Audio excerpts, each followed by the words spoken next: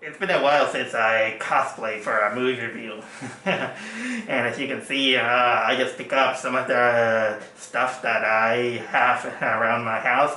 And I made my own kind of like house-made Sub-Zero costume. I'm using a mask that is like when I go outside, I got a sleeve, long sleeve black shirt with a short sleeve blue shirt. And by the way, this is a ninja mask that I bought in Japan. Really came out useful to talk about the movie that I just saw today. And that is none other than the 2021 movie adaptation of the video game. I'm sorry, well, it's the movie of the video game Mortal Kombat. I think I rolled my tongue there a little bit. But anyway, before I start talking about the Mortal Kombat movie, I think it is fair that I should give you kind of like my brief history with Mortal Kombat. It was the 90s, and I remember that I was kind of like in middle school at the time. In Ecuador, I used to play, I like to go, in stores to play video game for an hour. I watched people playing the latest Super Nintendo games at the time. I wasn't too much into fighting games, not even today. It's kind of like the kind of genre that I suck at. And one of those games that people tend to play a lot was Mortal Kombat. At first, I kind of brushed it off, even though I was amazed by the realistic graphic designs, considering that it was Super Nintendo, by the way. That is until one day I witnessed the first fatality that I saw in my life, and that is seeing someone burning someone else into a skeleton.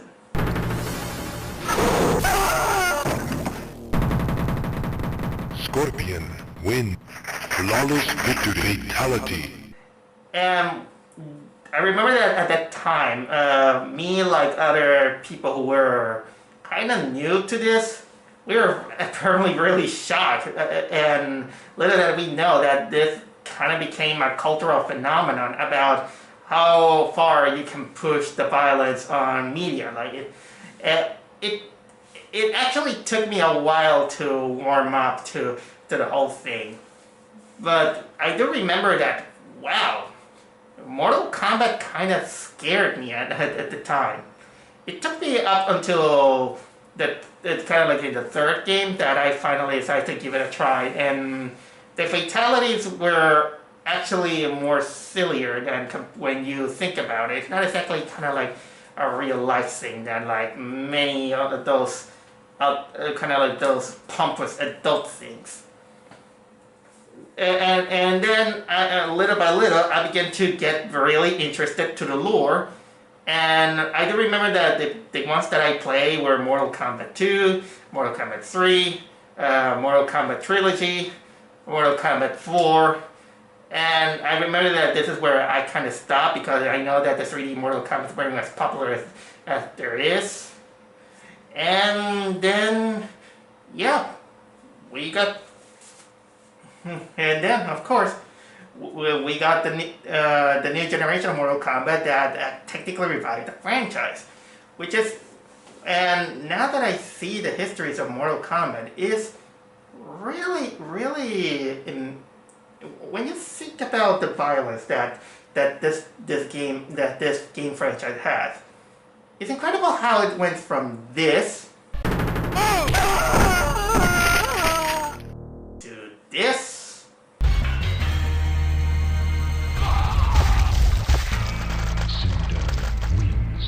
Fatality. To this.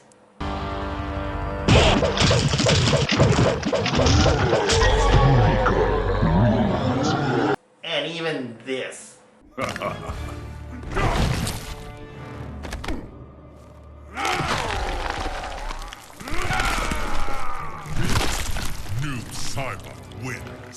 Flawless Victory. Fatality. But that's just the video game.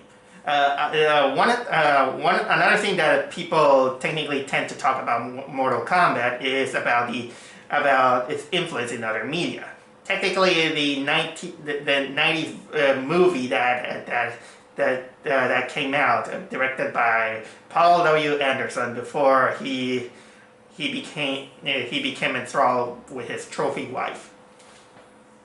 I do remember that I liked the film. I really enjoy it.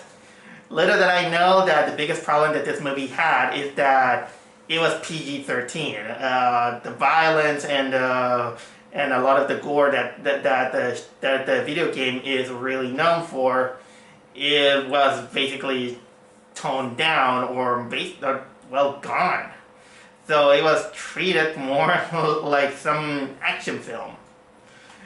Although now on this day, the movie had a kind of like a cult following. I did rewatch it last year, and honestly, well, there's some things that still doesn't hold up. A lot of the charm still is it makes the movie watchable, considering that it is a Paul W. Anderson film. Most of it is because of the cheesiness. The casting is really likable and spot on, and despite having some creative liberties, it still has some faithfulness to it. And ever since that, I do remember that it really spawned out more Mortal Kombat stuff in the franchise. Namely, the god-awful sequel, Annihilation. I do remember that one being so disappointed even the first time I watched it at the movie theater.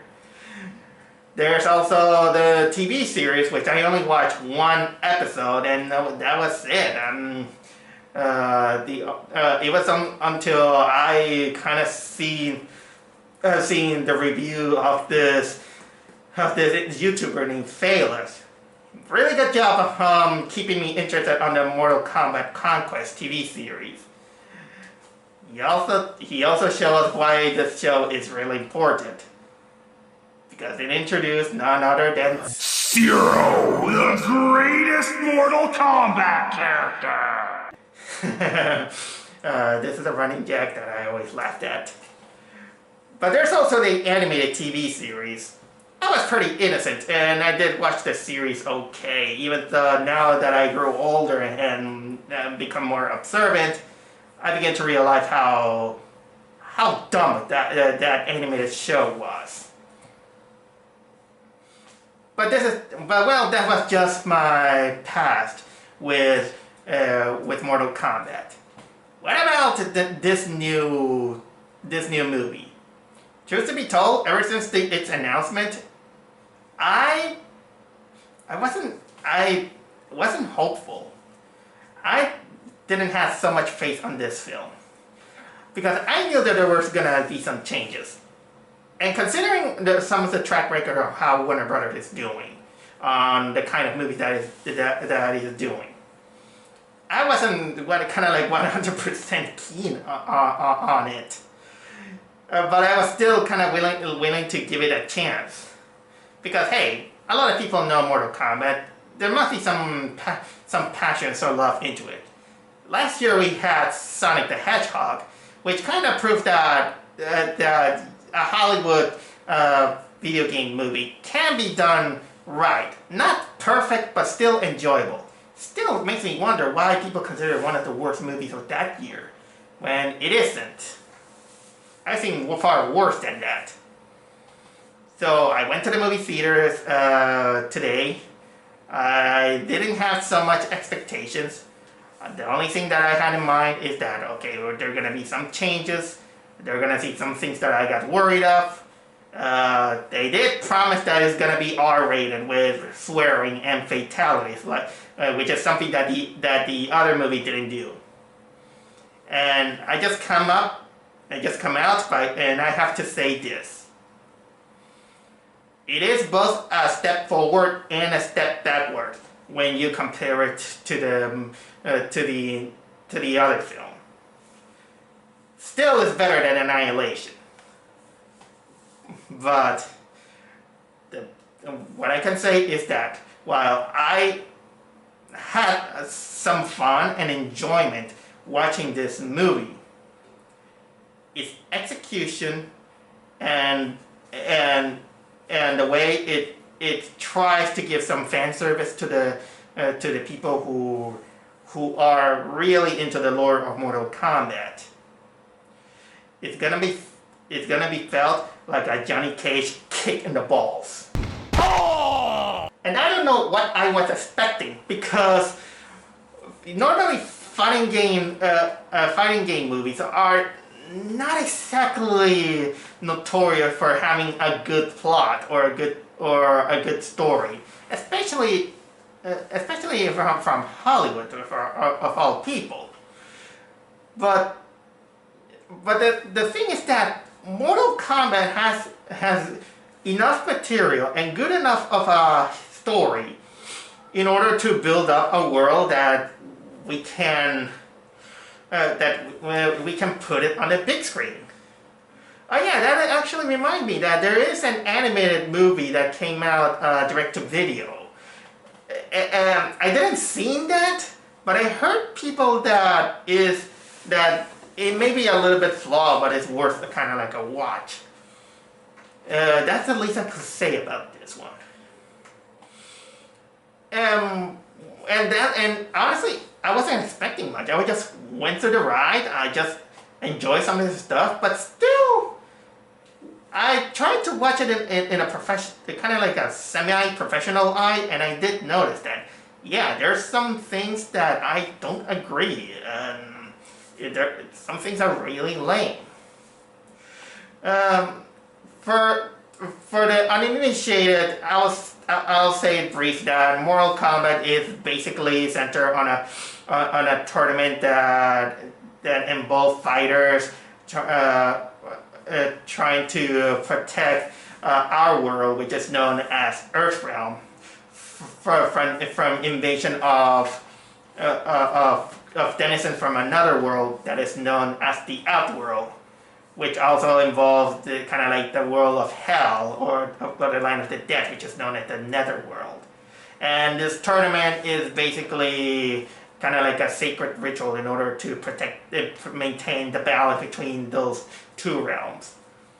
That's the best way I can describe the whole plot of Mortal Kombat. It involves a lot of characters, so if I name characters that and you might not know it, especially for the people who are not involved into video games, I apologize. But I'm pretty sure that people who don't know Mortal Kombat they don't bother to watch this review. So how did this handle in this movie? Well, it's basically a prequel to the series, in which it started off with 7 minutes that was given on a sneak peek, and it set up some of two of the most important characters of the series, which is none other than Scorpion and Sub-Zero. In which it shows their past, and it's really accurate to the series, in which Hanzo, one of the members of the Shiraryu clan in Japan, he and his family was murdered by the Chinese ninjas, the Lin Kuei, most notably led by Bi-Han, the ninja who will be known as Sub-Zero. Okay, fine enough. I like that that it started out, with both talking correspondingly in Japanese and in Chinese. The subtitles, man, that is one of the weirdest subtitles I have seen, because first they talk Japanese. Okay, subtitle fine enough. But then when someone talks in Chinese, the subtitles put in parentheses Chinese, and then Japanese, Chinese, Japanese. it kept kind of like jumping back and forth between these two languages until kind of like the final line. It was called, I don't remember what the line was, but it was like, I am for the Lin Kuei. And the guys speak in English and it's still subtitled. What was that? So we got the setup. But guess what? That's just the beginning. And from then, the movie goes downhill. Because apparently, there was a lost child. A child that was hidden from the massacre. It was picked up by Raiden, the god of thunder. And then years happen, and then we're introduced to our main character. Who is this original character that is not from the games. A guy named Cole Young. He's played by this guy named Louis Tan. Who, just like it was set up in the beginning, apparently. He has kind of like a dragon tattoo or a dragon birthmark kind of like here. Which looks like the Mortal Kombat icon. So, but then because he has this, he gets the attention of Bihan, who at this point now he's Sub-Zero. He's trying to kill him, and then of course he meets some of the Mortal Kombat character like Jax and Sonya Blade, in which basically they're getting ready for the tournament that the game is about, the Mortal Kombat tournament.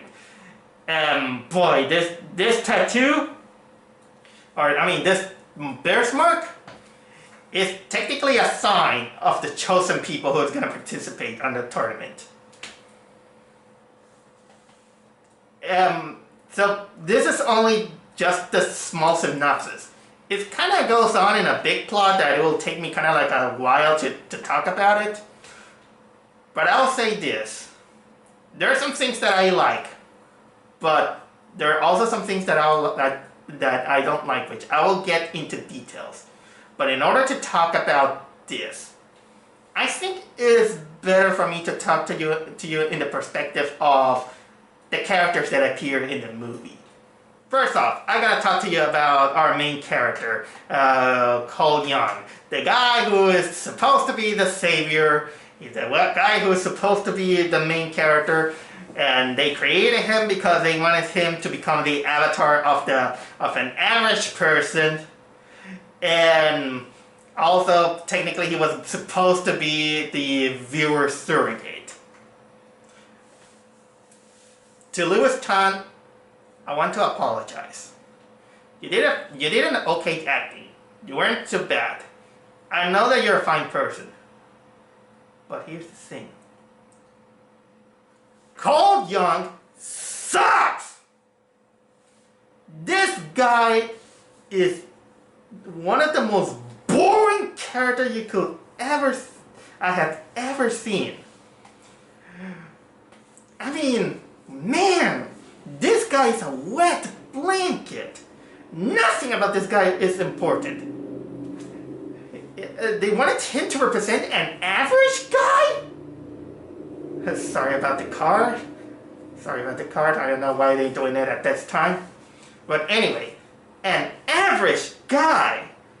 Look, even Keita from Yokai Watch this kid is average, but at least they made fun of his averageness that made him a fun character.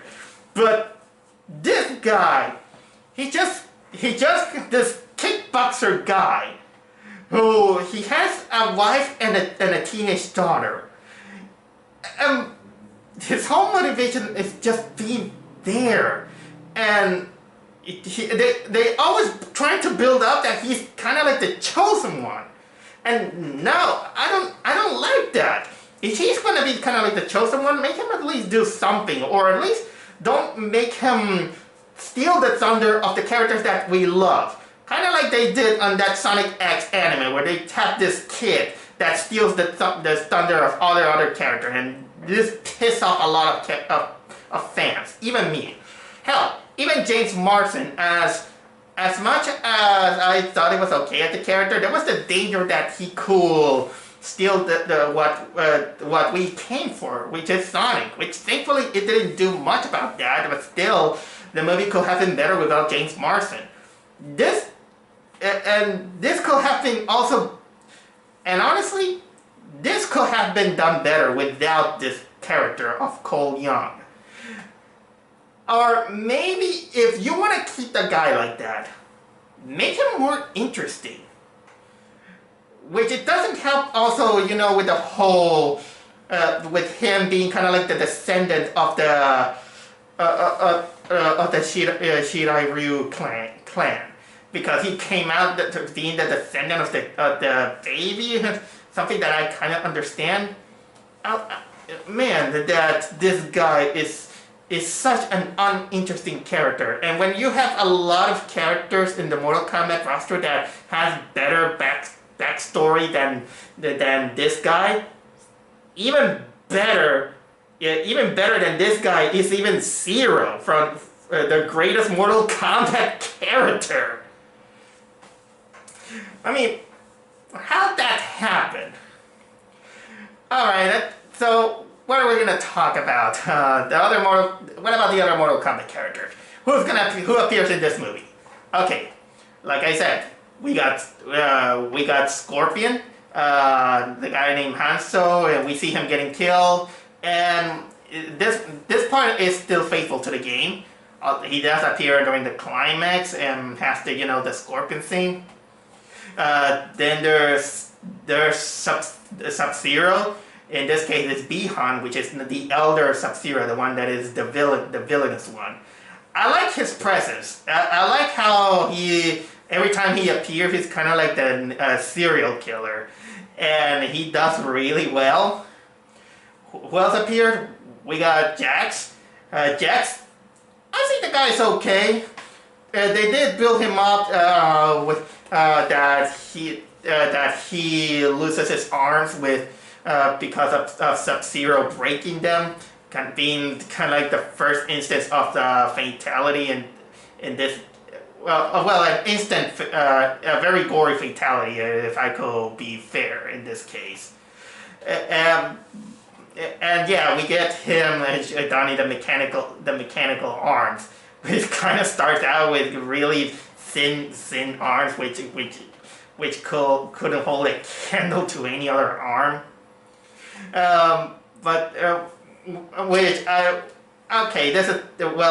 This is what happened in that movie. Then we got Sonya Blade. She is the special forces woman, in which in her arc is that she is into this whole Mortal Kombat thing, but she's not chosen by fate because she doesn't have the birthmarks that appears to every people who are chosen. I'll get to that thing later. Another character that they wanted to put importance is Kano, which this guy mesmerized me because during the publicity. He was promoted like he is the good guy, one of the good team and everything, and I was like, isn't that guy supposed to be one of the bad guys? He's rude, he's villainous, he's sadistic, he's a mercenary that is loyal to his clan, the Black Dragons. And you wanted to make him the good guy? This movie's not ready to break the what we know from the Mortal Kombat lore. Thankfully, it doesn't do that for the most part. But again, I'll say this, that ironically, the guy who plays Kano, Josh Lawson, he was easily the best part of the movie because he nails the character 100%. If we wanted to see Kano on the big screen, this guy totally gets it. And that is probably one of the biggest reasons why you can watch this movie. With him insulting everyone, calling snide on a lot of the things that are happening. And yes, he has his heart ripped in fatality, of course, that he does it to a lizard creature. This guy, that makes the movie kind of worth it. What else there is? We got Liu Kang. I like Liu Kang. Not many people don't like him. Not many people like him, I think. But I think he's okay. I think that he has even a better backstory than Carl Young. His backstory is mostly all exposition. We got Kung Lao. He's also just there into the movie, I'll say, because they needed more room for Carl Young. Although, to give to its credit, he actually wears the hat and the costume that we recognize, not unlike Mortal Kombat Conquest. And then, of course, we got Raiden, the God of Thunder. This guy, I think they miscast him. I think the guy looks a little bit too young to play Raiden. And the way I see him, I don't see him as Raiden. Maybe if they can put him in a little bit of a white wig, maybe I will buy it. But you know what? He's just there, to give exposition. Sometimes he shows up to give out some useful powers, but sometimes he just helps others when he just wants to. Like in Mortal Kombat describes him. God of useless. Yeah, this is gonna be a kind of like a running gag for Raiden if he doesn't do things because of plot convenience. And then of course we got the villains. We got Shang Tsung. Also miscast because he looks really young. When in Mortal Kombat continuity, we're going to be faithful to it, especially for the purists, Shang Tsung is supposed to be old. And technically being old is one of the reasons why he sucks souls of his victims. And honestly, his usefulness, he doesn't get it until the second part of the tournament, like in Mortal Kombat 2. Who else there is? I already told you about Bihan. They also managed to bring out two obscure Mortal Kombat characters, which is none other than Nitara. She appears in Deadly Alliance. She's a vampire. She's just there to be kind of like a meat grinder. No character development or anything. They also got Reiko, who as far as I remember, he's supposed to be Shao Kahn's general. But I don't know why he is serving Shang Tsung. And also they got Cabal, which baffles me because he's supposed to be one of the good guys. Why he's one of the bad guys? He's supposed to be an ex-Black Dragon. But no, they just use him because why not? People hate Cabal, or the producer hates Cabal. And then, of course, they got Mileena, which... Two mistakes they make with Mileena. One, barely the makeup. When you see her, you know that Mileena is this character who... She's basically a genetic engineer production of a race of people named the Tarkada, who their main physical appearance is that they have this big sharp teeth, kind of similar to the witches from the last Roald Dahl film. Yeah, the one that Zemeckis produced. it doesn't, the one moment that you needed that effect, you didn't use it. You have this girl who apparently she just smeared paint on her mouth red, and with some bad teeth. That's not enough to know that, okay, she's Melina. Until almost during the climax, it was almost showing that it was kind of like her powers to grow sharp teeth. And I was like, you guys are so cheap to not use this effect in order to do that. But that also comes up with the second mistake that they made to this character. Because I don't care if she's a fan favorite. The fact that, because did I mention that she is a biologic engineer product of the Tarkada? But the second piece is that she's also she's also based on Kitana, the princess of the outworld of the Kingdom of Eternia, I think it was called. But there's no Kitana in this movie, so why would I buy a Melina without Kitana? She appears out of nowhere. And also, Melina is supposed to be one of Shao Kahn's personal assassins.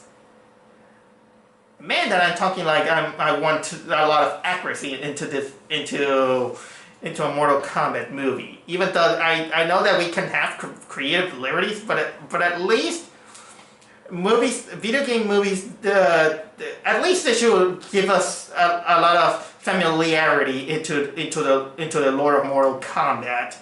I think they're not ready to do that. Is there another character that I'm missing? Oh yeah, Goro appears, but Goro is just relegated to this one brute monster that doesn't talk, it just grunts. Maybe it's not Goro.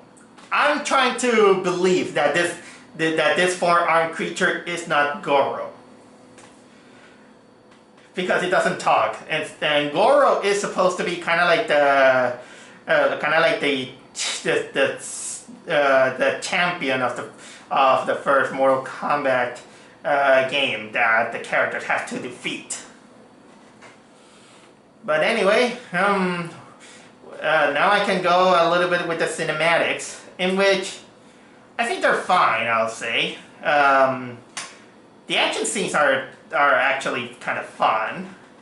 I'm not exactly a fan that nowadays a lot of Warner Brothers movies tend to be that they shoot in this kind of like this dark grayish dull colors, almost like it's gonna rain. It's gonna rain every single time, kind of like a Zack Snyder DC comic book movie.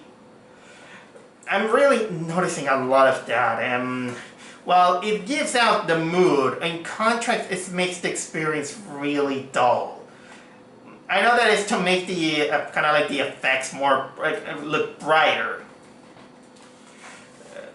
Although I'm kind of not exactly a big fan of that. Although I will say the special effects of the eyes when it comes out from Sub-Zero, those are really awesome. This one I really like. Story-wise, how's the pacing? Well, I didn't expect much. It's kind of like a movie. When you watch this movie, there's introduction. You get a character who gets into this. Then, well, they tend to find excuses, to bring out a fight scene. They go there, you see the training, they bicker, then evil comes out, and that's it. Without going, it's technically this basic formula. Although I don't mind, since it's kind of like a Mortal Kombat. It's kind of like a fighting game thing.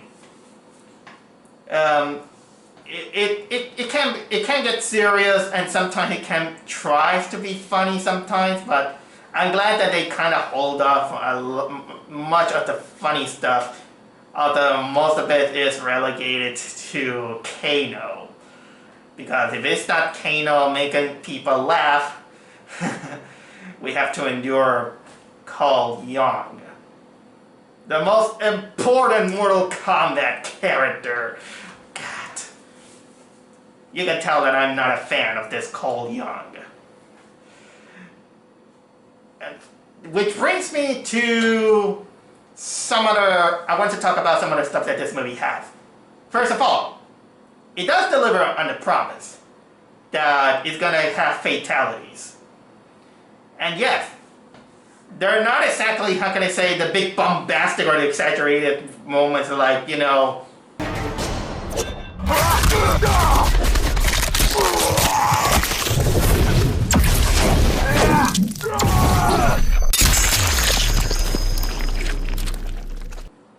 Yeah, that. Sorry if I gross up some people who are not used to seeing that. But I think that one of them was close to that. And yeah, they're gory, but it's part of the Mortal Kombat experience. So if you're looking for a Mortal Kombat movie that is like that, I think this is where they nail it perfectly. This is what Mortal Kombat was, the other movie was supposed to be. But still, we have to endure Cole Young. Oh my god, I'm not getting tired of dissing this guy. So yeah, that's one thing. Another thing that you're gonna notice is that the movie is filled with lots of Easter eggs and a little bit kind of like fan servicing. Sometimes to even kind of pissing you off. For example, for one thing, they did kind of reference kind of like the leg sweep exploit that the early Mortal Kombat games did. One of the Easter eggs that actually made me angry is that remember that I'm actually really salty about the Mileena scene because there's no Kitana.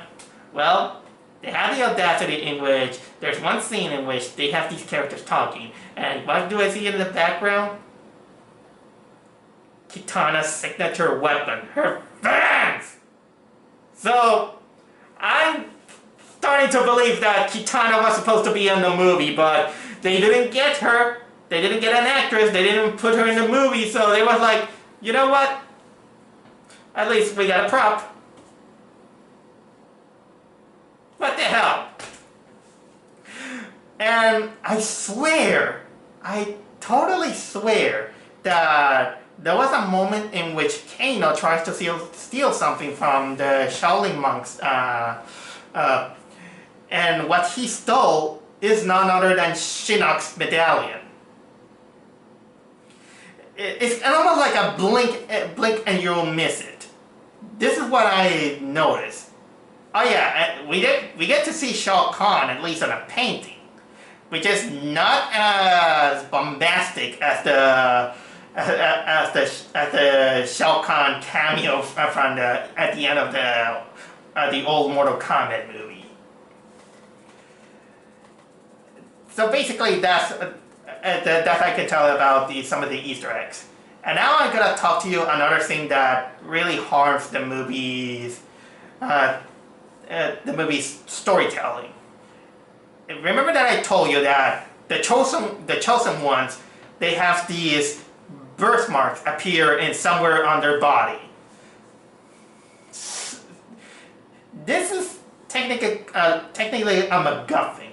It's a lazy excuse to have people telling them that, okay, you're the chosen one, and basically also they explain that this birthmark, it gives people powers, and when these people die, it get passed on to another person from generation to generation, which this is again really lazy because in the original, technically the lesser gods, they scout for people with talent and strength in order to become the defenders of the Earth realm. In this case, Raiden. God of useless. But giving them kind of like powers because of a birthmark. is lazy writing in order to have characters get strength and giving an excuse of why they shoot beams or they shoot laser from their hands or blasting everyone with fire. You know what? Jax is strong because he has one of them. Why Kung Lao can why Liu Kang can shoot fire? Because he had the birthmark. Later, Sonya doesn't have one. I'm not gonna go too much into details, but it's kind of like an arc on her. Everybody has a birthmark has a power, and basically you can use that. And Kano can shoot lasers out of his one eye, not both like Cyclops. One eye.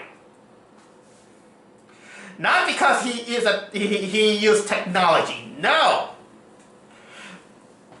Oh my God! And when I think about it, it's so stupid that birthmark scene. Oh, I don't care. I will spoil you. I will spoil you the one that Cole has. What the most important hero? What is his power? His power is that his body turns into an armor. Kind of like Colossus, but lamer. And he can create tonfas. Lame. I've seen anime that makes this power even better. But the way it uses it, it's not even bright or shiny. It's just blended in the darkness that it's not remarkable. So not only we got a very boring main character that is supposed to be the viewer's surrogate, but he also has a very boring superpower. Oh my God. And you know what? At this point, I think that I finished ranting about the Mortal Kombat the movie. The last thing I will say is that the movie again this feels so confident that it's gonna get a sequel. I heard there's gonna be 4 more movies about this. I don't know if if they're gonna do that, considering that I've seen that it's really mixed on reviews. People are saying that I had a good time, but the movie's trash. And yeah, it's setting up for the sequel because Lord, they didn't even get to the fabled Mortal Kombat tournament. But if you ask me, well, as hard as I've been to this movie, I didn't hate it.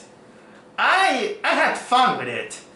But it's not as fun as the other one. The other one had a cast that had charisma. They were more likable and acted more like a team. The other ones were, I think they tried to make it feel more, to take it more seriously.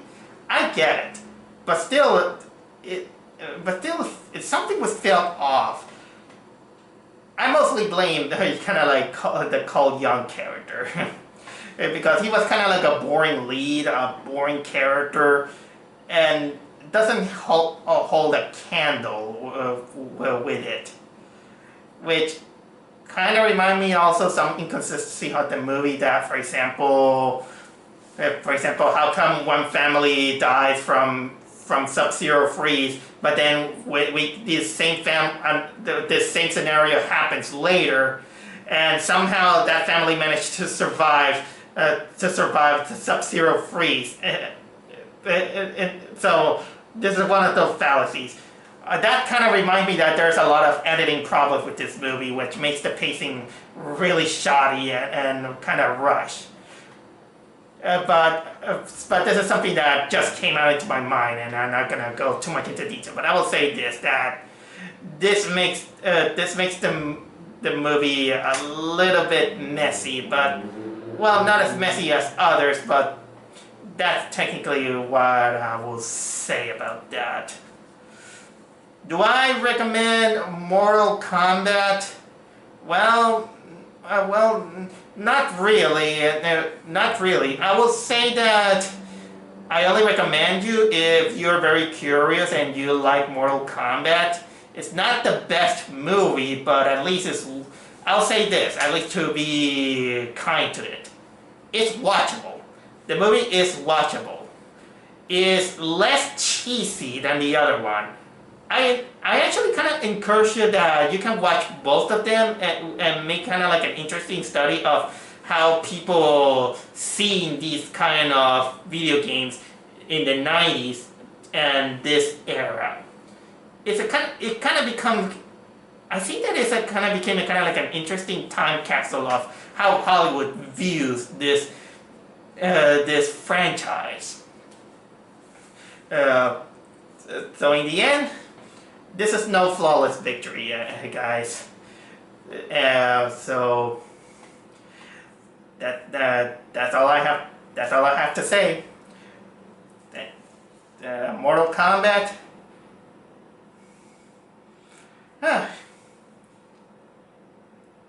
Still a little bit sore on this Cole Young. Because Cole Young is no Zero.